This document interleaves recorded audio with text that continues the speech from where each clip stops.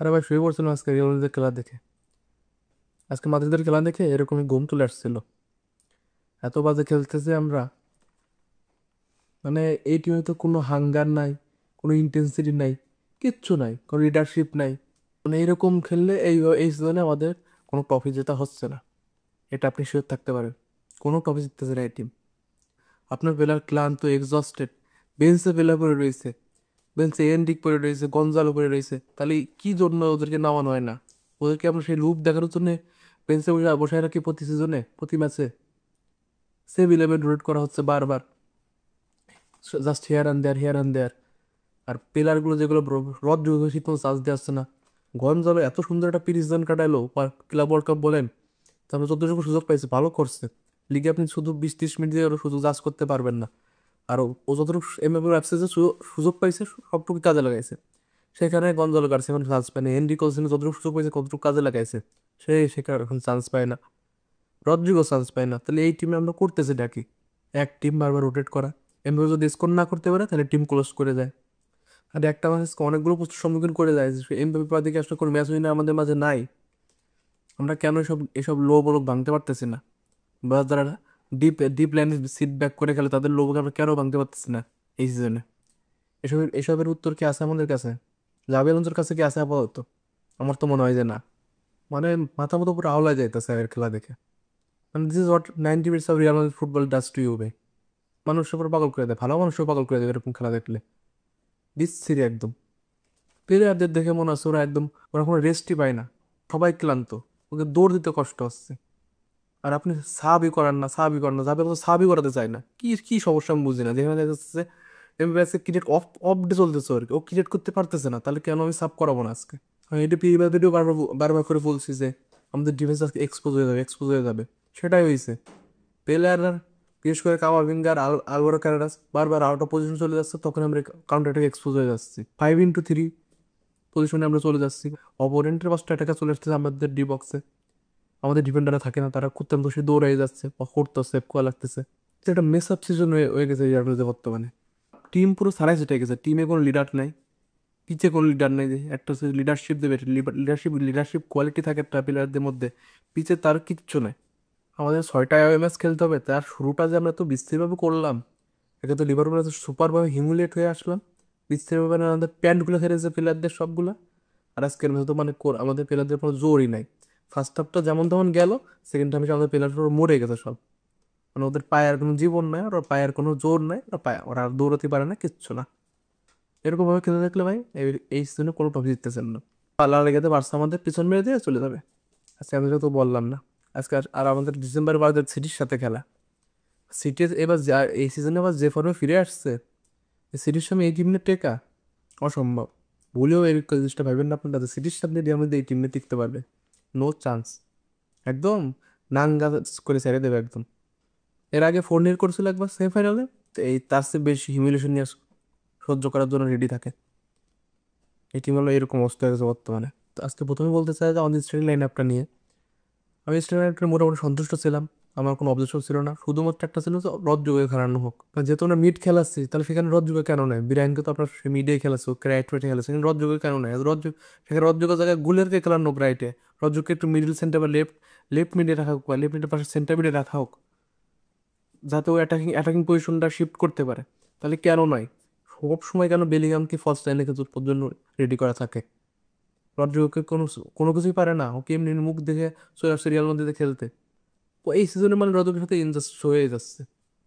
ওকে শুধু লেফট উইংয়ে খেলাইতে হবে, ও size left উইংয়ে খেলাইতে হবে ফার্স্ট হাফে। আমাদের ইন্টেন্সিটি বলেন, পজিশন বলেন, সব কিছুতে আমরা ভালো ছিলাম, কিন্তু আমরা ল্যাকিং করছি কোথায় ফার্স্ট হাফে? আমাদের ডিসিশন মেকিং, আমাদের ডিসাইসিভনেস, আমাদের যে চান্সগুলো আমরা বাড়ি করতে পারি না সেইগুলা। এই যে চান্সগুলো আমরা বাড়ি করতে পারি নাই, আমরা ক্রিয়েটিভ হইতে পারি নাই ফাইনাল থার্ডে। এইটা জিনিসটা আমাদের এই সিজন ধরে ভোগাবে কিন্তু। আপনি ভাবেন না যে আমরা এই সিজনে এই একটা ম্যাচ 2টা ম্যাচ খারাপ যাচ্ছে, তারপর আবার আমরা ব্যাক করবো। এরকম হাসুল থাকলে এই সিজনে ভোগাবে। মোস্ট অফ দ্য প্লেয়ার্স আজকে ওরা ক্লান্ত। এবার এমবাপ্পের আজকে কোনো ওর ওর হচ্ছে পজিশনের সেন্সের কি হয়েছে আমি সেটাই বুঝলাম না। ও আজকে বারবার লেফট ওভারল্যাপ করছে, এটাকে যাবে তো ইনস্ট্রাকশনে ছিল নাকি যে তুই বিনির সাথে লেফট ওভারল্যাপ করে খেল, নাকি এটাকে আমি বুঝলাম না। আজকে আলভারেজ একদম ফুল ভাবে অফ ছিল। ডিফেন্সিভলি সলিড ছিল, কিন্তু অফেন্সিভে একদম ডাহা ফেল আলভারো ক্যারাস, কারণ কি ওকে বারবার ওভারল্যাপে যাওয়ার কথা, সেখানেও বারবার ওভারল্যাপে যাইতে পারতেছে না, ও বল মিস পাস করতেছে, আজকেও মিস পাস করছে ও বল। আর তারপরে আসে ওর যখন আমরা যে করে অ্যাটাক কনসিড করছি আজকে, সবগুলো আমাদের প্লেয়ারে যখন আউট অফ পজিশন হয়ে গেছে, বিশেষ করে কামাভিঙ্গা প্রচুর পরিমাণে আউট অফ পজিশন হয়েছে, আর আলভারো ক্যারারাসও, আর আমরা সেভাবে কিন্তু বারবার ওদের কাউন্টার অ্যাটাকগুলো কনসিড করছি। আর আজকে বেড়ায় কোনো ডিফেন্সিভ অ্যাপ্রোচটা নিয়েছে কি, একদম সেম যেভাবে ওরা যেভাবে ডিফেন্সিভ অ্যাপ্রোচটা নিয়েছিল, যে তোমরা অ্যাটাকিং এর 5টা প্লেয়ার আগে যাও, তোমরা ফেসিং ফ্রম দ্য ফ্রন্ট করো, তোমরা কাউন্টার অ্যাটাকে যাও, তোমরা যা করার করো। আর আমাদের যেগুলো কিছু প্লেয়ার, কিছু 3-4টা প্লেয়ার ওরা ওরা নিচে সিট ব্যাক করে থাকবে, ওদের ওদের কোনো ক্রিয়েট করার কোনো চান্স দেবে না, কারণ ওরা তো জানে ভালো যে আমাদের এরিয়ালে উইন করার কোনো মতো প্লেয়ার নাই। সব আমাদের বাট্টুটা বসাই রাখছে, তাদের এরিয়াল কোনো শক্তি নেই এরিয়াল একটা হেড হেড উইন করবে একটা প্লেয়ারের সামনে। তো ওরা সেইভাবেই ওদের স্কোয়াডটা সাজাইছে আজকে।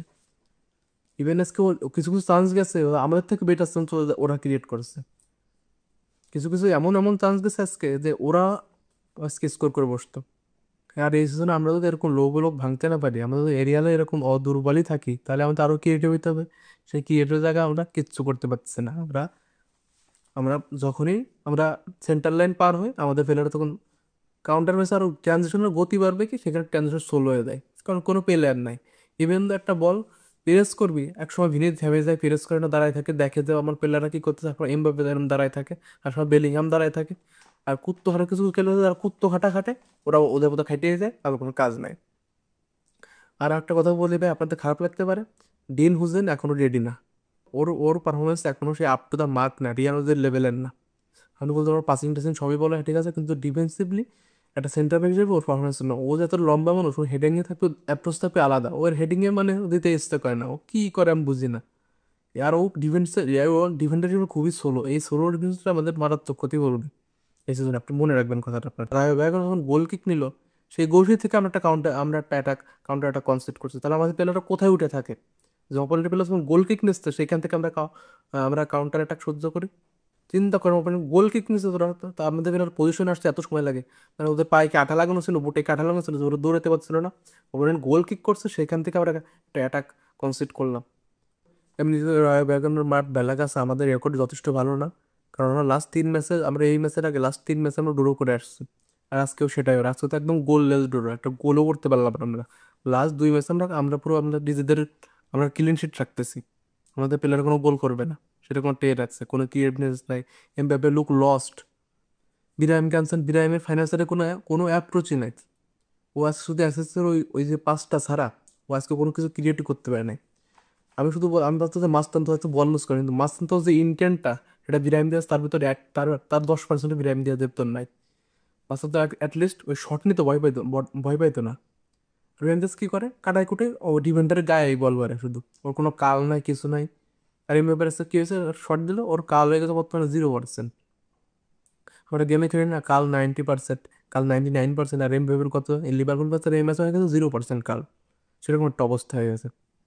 আজকে ভাই বেলিংহাম দুর্দান্ত ছিল, মানে মিডফিল্ডে মনে হয় জিদান চলে আসছিল, কিন্তু ওর এত সুন্দর মিডফিল্ড বিলিয়ান্স আজকে আমাদের সেভ করতে পারলো না। কেন পারলো না? কারণ আমাদের অ্যাটাকিং এ দুর্বলতা, আমাদের শট নিতে অনীহা, আমাদের ফাইনাল থার্ডে ক্রিয়েটিভিটির অভাব। এই জিনিসটা সত্যি খুব খারাপ, আমার দেখে খারাপ লাগবে রিয়াল মাদ্রিদ কি ছিল আর কি হয়ে গেছে।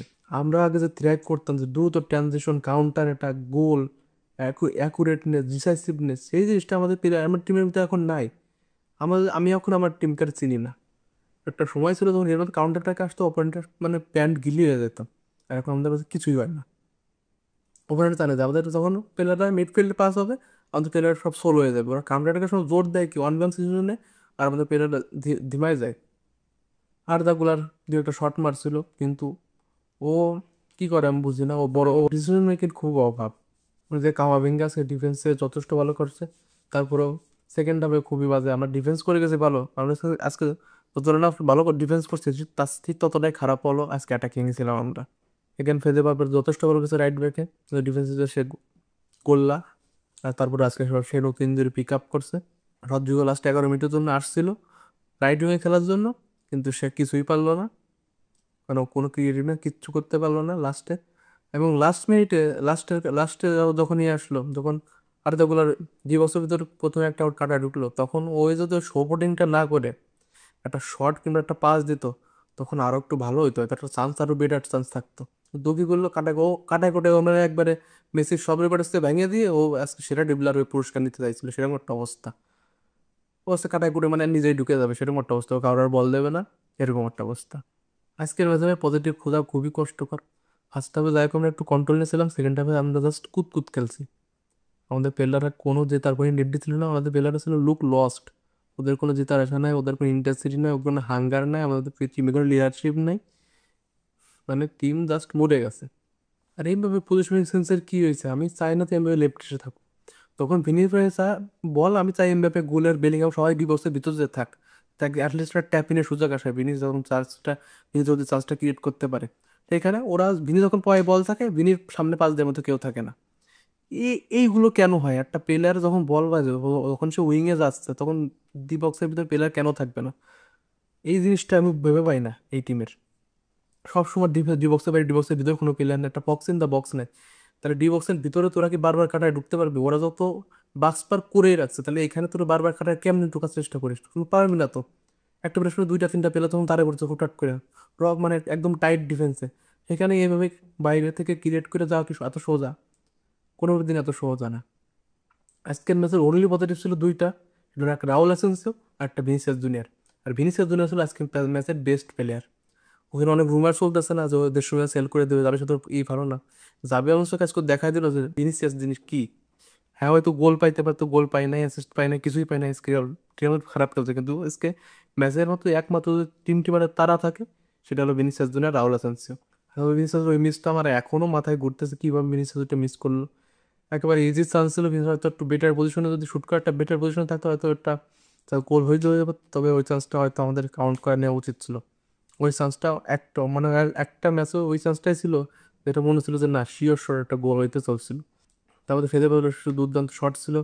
আর রাওয়াল চান্স যেগুলো ট্যাকেলিং করছে, ক্লিয়ারেন্স ছিল, কিন্তু অ্যাটাকে যেভাবে চলে আসছে, ইভেন দেখছেন একবার রাহুল যখন কাটাই করে ডিবক্সের ভিতর চলে আসছে ওদের, ইভেন ও শটও নিছে। কিন্তু কি করবে, ওখানে ডিভোর্স হতেছে, ওখানে এমবাপে একদম কোনায় যে লেফটে যে দাঁড়ায় আছে ভিনির কাছে, ভিনি একটু পিছনে, বেলিংহাম পিছনে।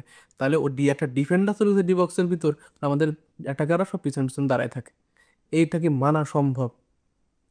আর একটা রাহুল দুর্দান্ত হেডার ছিল। আর বিরিয়ানি দিয়ে একটা ভালো কাজ করছে ম্যাচে, ওই ক্রসটা, অস্ট্রেটটা ক্রস ছিল, কিন্তু হেডারটা জাস্ট ওয়াইড চলে গেছে।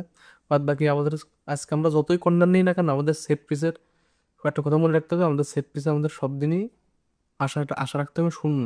কারণ আমাদের সেট পিসে গ্রাউন্ড ডুয়েল উইন করার মতো প্লেয়ার আমাদের নাই। সব মিলে আমাদের অ্যাওয়ে ম্যাচের যে ক্যাম্পেইনটা 6টা ম্যাচের, এটা আমরা খুবই খারাপভাবে শুরু করছি, বা যেটা মোটেও আশা করছিলাম না। আসলে এরকমভাবে গোললেস থাকা 2টা ম্যাচে, এটা তো আশা করছিলাম না এই লাইন আপনি। আপনি আরো খারাপ সময় আসছে, আরো সময় নিত ইঞ্জুরির কারণে আজকে তো একদম নিচের দিকে তো আমাদের অবস্থা বেশি খারাপ হয়েছিল, আমরা বারবার এক্সপোজ হয়ে যাচ্ছিলাম, এই জিনিসটা আটকাইতে হবে। মিডিয়া এখন আমরা সেই সম্পূর্ণ কন্ট্রোল করতে পারি না। জাবে আলোনসোর আন্ডারে একটা দেশ আমি খেয়াল করতেছি যে সেকেন্ড হাফের সময় সবসময় দুর্বল হয়ে পড়ি। যে ম্যাচে লিডে থাকি সেই ম্যাচে, যে ম্যাচে লিডে থাকি না সেই ম্যাচের তো কোনো কথাই নাই। এটা বারবার হয়ে আসতেছে, তো এই জিনিসগুলো আমাদের ঠেকাতে হবে, না হলে আমাদের কিন্তু সমস্যা। আজকে আজকে সেই রেফারি কিছু ডিসিশন নিই, রেফারি ডিসিশন এই সিজনে বরাবরই বেশিরভাগ রেফারিদের বিপক্ষে যাচ্ছে, কিন্তু সবাই জানা কথা। ওরা তো বলতেন রিয়াল তো পেনাল্টি পায় অমুক তমুক, কিন্তু পেনাল্টি পাইলে তো পেনাল্টি তো পাওয়ার যোগ্যতা লাগে। এই যে আমরা যেরকম বাইরে থেকে বক্সের ভিতরে চুরকার চেষ্টা করি, এই জন্যই পেনাল্টিটা আসে। ভুটাট করে পড়ে যায় বিয়ার কাছে, ওই জন্য আমরা পেনাল্টি পাই না। এই জিনিসটা আমাদের মাথায় রাখতে হবে। বাদ বাকি সামনে অনেক টাফ ফিক্সার, তো সেইখানে আমাদের অবশ্যই ভালো করতে হবে যাতে, আর এই জিনিসটা তো মাথায় আর আমাদের এটা দিনে মাথা কামাতে হবে, আমাদের প্লেয়ারদের পজিশন কীভাবে ঠিক করা যায়, আমাদের এটা কীভাবে উন্নত করা যায়, এই যে বাস পার করে এটাকে আমরা কীভাবে ভাঙতে পারি। আর যেহেতু আমরা এরিয়ালে পারতেছি না, সেহেতু আমাদের গ্রাউন্ডে ডুয়েলে বা গ্রাউন্ডে জিততে হবে। তো সেই ক্ষেত্রে সেই দিয়ে আমাদের ফাইন্ড আউট করতে হবে, যাবে আনসারকে সেটা ফাইন্ড আউট করতে হবে। তাই নাহলে খুবই খুবই বিপদ সামনে ওয়েট করতেছে। এই টিমটা খুব জলদি গুছাই নিতে হবে। যদি এই টিমটা ভালো মতো গুছাইতে না পাই, সরাসরিটাই থাকে, তাহলে সিজনে আমাদের প্রতিশোধ খারাপ অবস্থা হবে। কথাটা মিলাই নিন আপনারা। আর সামনে 12 দিন ইউরোর কোনো ম্যাচ থাকবে না, ইন্টারন্যাশনাল ব্রেক থাকবে। সেখানে ইউনাইটেডের কল আপ পেয়েছে হয়তো Vinicius, Mbappe, Jude Bellingham, Fede Valverde, Thibaut কর্তোয়া, Camavinga, এই তো এই কয়টা মনে হয় পেয়ে। আর মরক্কো থেকে পেয়েছে ব্রাহিম দিয়াজ, রদ্রিগো, এই প্লেয়ারগুলো হয়তো এই পেয়েছে। আর সুয়ামেনিও পাইতো কল আপ, কিন্তু ইঞ্জুরির কারণে তো সে আর কলাপ পায় না। 12 দিন পর আবার আমাদের ম্যাচ, আশা করি 12 দিনে যে কারো প্লেয়ার ইঞ্জুরিতে আছে, তো সেই করা প্লেয়ারের খুবই ভালো মতো ট্রিটমেন্ট পেয়ে নিজেদের ভিতরে যে রিকভারিটা করবে আর তাদের ফুল রিদমে ব্যাক করবে। কারণ যেভাবে আজকে প্লেয়াররা এক্সস্টেড ভাবে খেলতেছিল, তাদের মধ্যে দেখে কোনোভাবেই দেখে মনে হচ্ছিল না যে তারা ফুল রিদমে আছে। স্পেশালি সেকেন্ড হাফে আমরা ওদের মানে বিলো পার আমরা খেলছি। আজকে ওদের গোলকিপার ছিল দুর্দান্ত, অনেকগুলো সেট দিয়েছে, ভালো ভালো সেট দিয়েছে। ওদের ডিফেন্স ডিফেন্সকে এত টাইট ছিল, আমাদের প্লেয়াররা মানে সরতেই পারে না, সরতে পারে না। যেগুলো করছে সেগুলো ওরা ভালো মতো ডিফেন্স করে সরাই নিয়েছে। এই যে ড্রটা ছিল একদম হারার মতোই, থেকে বেশি কিছু বলার নাই। আমরা 1 পয়েন্ট ফিরে আসছি, এখন আমরা লিডে আছি লা লিগার। বার্সেলোনা থেকে 6 পয়েন্ট আগায় আর বিলারিয়াল থেকে 5 পয়েন্ট আগায়। কিন্তু আজকে ওদের ম্যাচ আছে, দুজনে যেতে তাহলে আমরা 2 আর 3 পয়েন্ট আগায় থাকবো 12 দিন পর্যন্ত। তারপরে কি হয় তারা তো বলা যাচ্ছে না। তো এখন তো লিড আছে, তবে এই লিড বেশি দিন থাকবে না যদি এরকম খেলা থাকে। আমরা আবার সেই কতবার ওদের নভেম্বরে টপে ছিলাম, তারপর ডিসেম্বরে একদম নিচে চলে আসছিলাম, সেরকম হয়ে যাচ্ছে। আমরা এরকম লিডগুলো লস করতেছি, একদম ভালো যাচ্ছে না দিনটা। আশা করি যাবে হলো সেগুলো ফাইন্ড আউট করবে, আর এই টিমে কী সমস্যা হয়েছে সেটাও ফাইন্ড আউট করতে হবে। কারণ আমার টিমকে এইভাবে দেখতে পারতেছে না। I am sorry about it. আর বাকি এই ম্যাচটা আপনাদেরকে মতামত অবশ্যই জানাবে। ইউটিউব থেকে দেখলে অবশ্যই সাবস্ক্রাইব করবেন। ফেসবুক, টুইটার, ইনস্টাগ্রাম, টিকটক থেকে দেখলে অবশ্যই ফলো করবেন। সাথে কিন্তু উসমান বিয়ন্ডের। ইট ইস তবু সাইনিং অফ। আল আমাদের ইনাদামাস।